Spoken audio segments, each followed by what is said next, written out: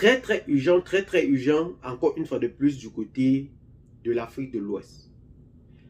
La crise entre le Bénin et le Niger a pris une autre tournure. Aujourd'hui, des révélations par rapport à ce sujet ne cessent de scander dans les réseaux sociaux parce qu'il y a plusieurs choses qu'on ne vous dira jamais et que vous ne verrez jamais nulle part pour comprendre réellement les déboires de cette crise Bénin-Niger. Mais aujourd'hui, vous sortirez de cette vidéo tout en comprenant réellement ce qui se passe et dans des moindres secrets. Bienvenue sur votre chaîne, la communauté villageoise. La seule chaîne panafricaine aujourd'hui qui veut mettre au profit l'identité africaine et pour mettre au plus haut niveau que possible l'économie et le développement africain. Aujourd'hui donc, le Bénin et le Niger ne cessent de capter notre attention et finalement nous dérangent. Mais réellement, à qui la faute? Est-ce le président Patrice Talon du côté du Bénin ou le président de la transition nigérienne Abdourahmane Tiani? L'Afrique est faible, pas seulement à cause de l'esclavage, pas seulement à cause du colonialisme, pas seulement à cause du néocolonialisme, mais l'Afrique est faible par sa faute aujourd'hui. Décide de rentrer dans la compétition en refusant de rester dans les rancœurs du passé. Cela nous faiblit. Cela nous rend vulnérables. Cela fait que nous ne savons pas que nous avons le même potentiel que les autres. Sans oublier les douleurs du passé, si nous nous libérons de cet esclavage nouveau qui est notre souvenir, nous allons nous développer. Pourquoi aujourd'hui c'est si difficile de pratiquer ce que l'on dit? Est-ce que ce que l'on fait inculque réellement notre population? Sommes-nous au pouvoir parce que nous avons été élus ou parce que nous avons été nommés du côté de l'Afrique? Vise-t-on réellement le développement du peuple africain quand on est président de la République? C'est la question qui hante aujourd'hui l'esprit des Béninois et des Nigériens sur le problème de l'acheminement du pétrole nigérien en vue de sa commercialisation sur le marché international. Le Bénin, aujourd'hui, a refusé le transport du pétrole béninois sur le marché international. Mais le Niger a donc choisi en effet d'opter la voie du transport de ce dernier par le Tchad sur les côtes camerounaises en fin de sa commercialisation sur le marché international. Mais je m'en vais d'abord vous appeler à réfléchir par rapport à ce domaine. Pourquoi le Niger a réellement décidé de toujours continuer à fermer ses frontières malgré, je dis bien, malgré la levée des sanctions en janvier dernier par la CEDEAO?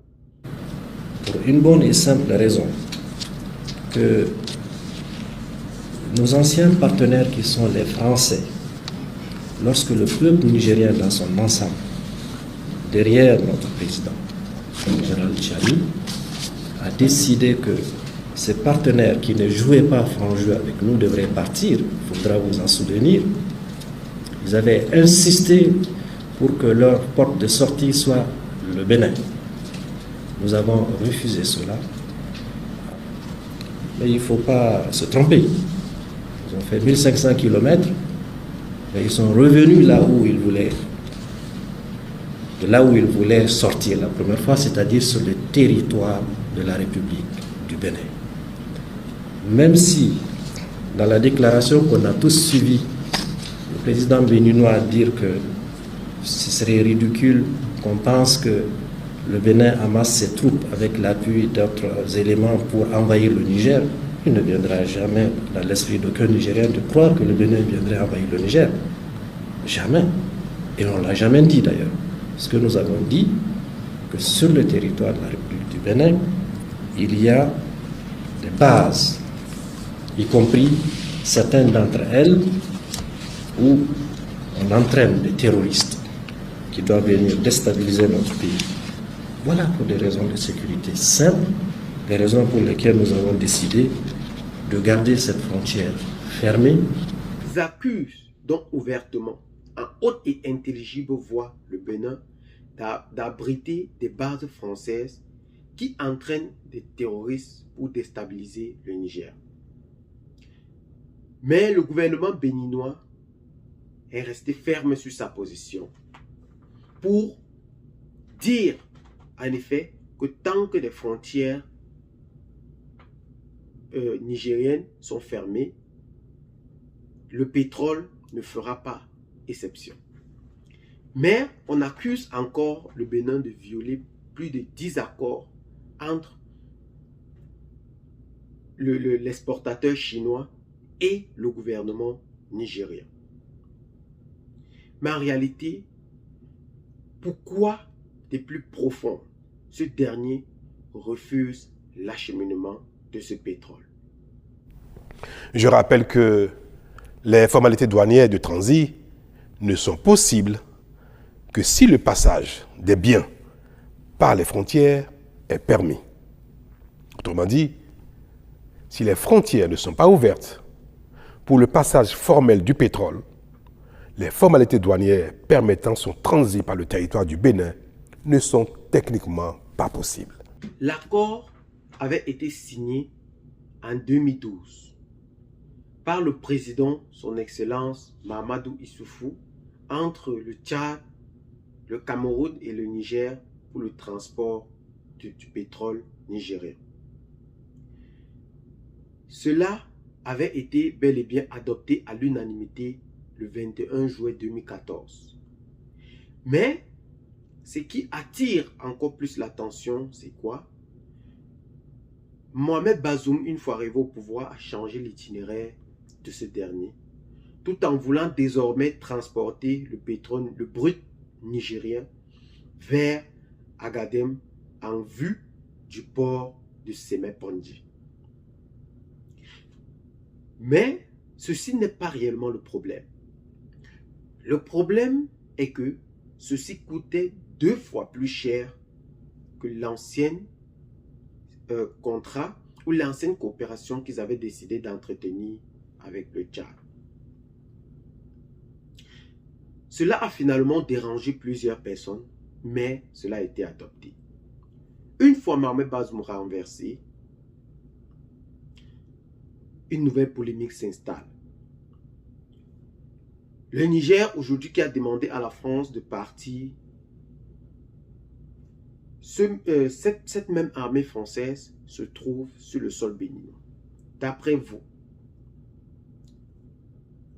vous sentirez, si c'est vous, au fait, est-ce que vous vous sentirez réellement en sécurité quand vous avez décidé de chasser quelqu'un de chez vous et que votre voisin l'héberge? Serez vraiment vous serez vraiment en sécurité face à ce dilemme? C'est la question qu'on se pose aujourd'hui pour réellement comprendre cet événement. Raison pour laquelle le Niger a donc décidé d'enquêter face à cela en vue de la fermeture officielle de ses frontières. Mais nous rappelons que le pipeline entre le Niger et le Tchad est de 600 km qui va rejoindre le pipeline tchadien pour rejoindre les côtes camerounaises. Elle a des avantages tout en diversifiant encore une fois de plus le marché du pétrole sur les côtes camerounaises. Mais aussi, elle va nuire tellement à la population. Pourquoi?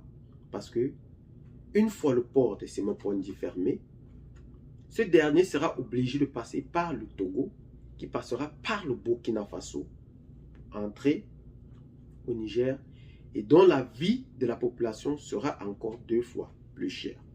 Mais le gouvernement nigérien opte réellement pour cette tactique parce qu'il pense, parce qu'il croit que cela est nécessaire pour la survie de sa population aujourd'hui. Que de garnir beaucoup de milliards de francs CFA, que de garder beaucoup de milliards de francs CFA et mettre sa population en danger, vaut mieux mettre cet argent en boisseau et sécuriser sa population. C'est cette tactique qu'actuellement le gouvernement en place de la transition est en train d'entreprendre pour sécuriser sa population.